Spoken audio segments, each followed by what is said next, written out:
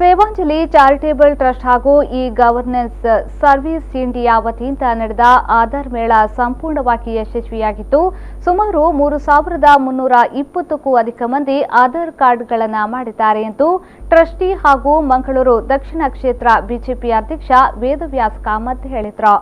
ಈ ಕುರಿತು ಮಂಗಳೂರಿನಲ್ಲಿ ಮಾತನಾಡಿದ ಅವರು ಆಧಾರ್ ನೋಂದಣಿ ತಿದ್ದುಪಡಿಗೆ 4,000ಕ್ಕೂ ಅಧಿಕ ಮಂದಿ ಟೋಕನ್ ಪಡೆದುಕೊಂಡಿದ್ದಾರೆ.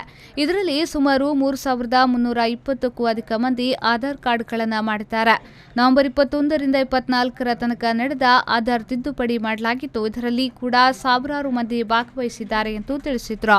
ಸುಮಾರು 3,230 ಜನರಿಗೆ ನಾವು ಆಧಾರ್ ಕಾರ್ಡನ್ನು ಮಾಡಿಕೊಟ್ಟೆವು. ಆದರೆ ಅದರಲ್ಲಿ ಒಂದು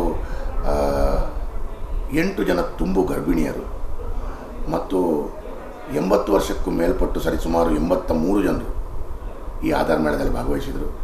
ಅದಲ್ಲದೆ 5 ವರ್ಷದ ಕೆಳಪಟ್ಟು ಸರಿಸುಮಾರು 393 ಜನರು ಮಕ್ಕಳು ಭಾಗವಹಿಸಿದರು. 5 ವರ್ಷ ಕೆಳಪಟ್ಟು ಅವರ ತಾಯಿಯಿಂದ ಬಂದು ತಾಯಿಯನ್ನು ತಮ್ಮನ್ನು ಹಾಕಿ ಭಾಗವಹಿಸಿದರು. ಅದಲ್ಲದೆ ವೀಲ್ ಚೇರಲ್ಲಿ ಬಂದಂಥ 11 ಜನರು ಅಂದರೆ ತೀರಾ ಅವರು ಒಬ್ಬರಂತೂ ಅಡ್ಮಿಟ್ ಆದವರು ಡಿಸ್ಚಾರ್ಜ್ ಆಗಿ ನೇರ ಇಲ್ಲಿ ಬಂದು ಆಧಾರ್ ಮಾಡಿಸ್ಕೊಂಡ್ರು. ಉಳಿದ 10 ಜನ ಅವರಿಗೆ ನಡಿಲಿಕ್ಕೆ ಆಗ್ತಾಯಿಲ್ಲ, ವೀಲ್ ಚೇರ್ನಲ್ಲಿ ಬಂದು ಇಲ್ಲಿ ಆಧಾರ ಮಾಡಿಸ್ಕೊಂಡ್ರು. ಆದರೆ ನಾವು ಮಾಡಿದಂಥ ಕೆಲಸಕ್ಕೆ ಸೇವಾಂಜಲಿ ಚಾರಿಟೇಬಲ್ ಟ್ರಸ್ಟ್ ಮುಖಾಂತರ ಮತ್ತು CSC ಮುಖಾಂತರ ಈ ಒಂದು ಮಾಡಿದ ಕಾರ್ಯಕ್ಕೆ ನಮಗೆ ಮನಸ್ಸಿಗೆ ಒಂದು ಸಮರ್ಪಣಾ ಭಾವನೆ ಇದೆ. Nagaraj V4 News 24/7 Mangaluru.